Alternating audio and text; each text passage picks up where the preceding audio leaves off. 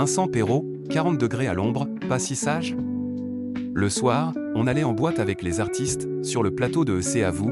L'ancien animateur de 40 degrés à l'ombre a levé le voile sur les coulisses rock'n'roll de son émission culte des années 90. Invité ce vendredi 4 juillet dans la dernière de la saison de C'est à vous, sur France 5, Vincent Perrault s'est livré avec émotion sur son émission emblématique 40 degrés à l'ombre.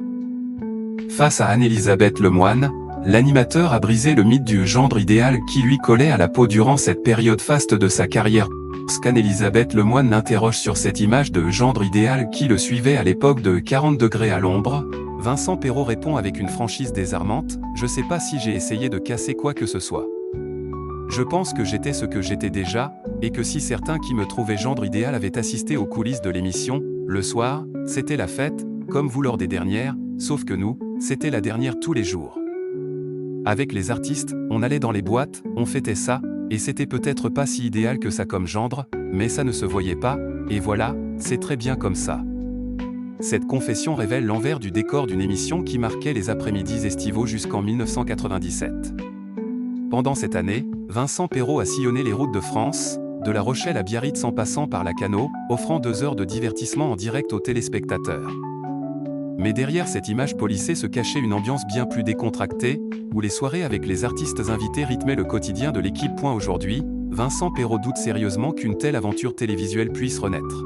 « Je pense que ça ne serait même plus réalisable car 40 degrés à l'ombre demandait un tel déploiement technique et énormément de moyens. Nous étions quand même une équipe de 80 personnes, je ne sais pas si vous vous en rendez compte », confie-t-il dans les colonnes du magazine Gala. Cette machine de guerre télévisuelle, qui insufflait un vent de fraîcheur et de bonne humeur sur les plages ensoleillées, représentait un investissement colossal pour France 3. Avec ses 80 collaborateurs, l'émission constituait une véritable caravane estivale, se déplaçant de ville en ville pour offrir un spectacle total aux vacanciers et aux habitants locaux. Au-delà des considérations techniques et budgétaires, Vincent Perrault évoque également ses priorités personnelles qui ont évolué.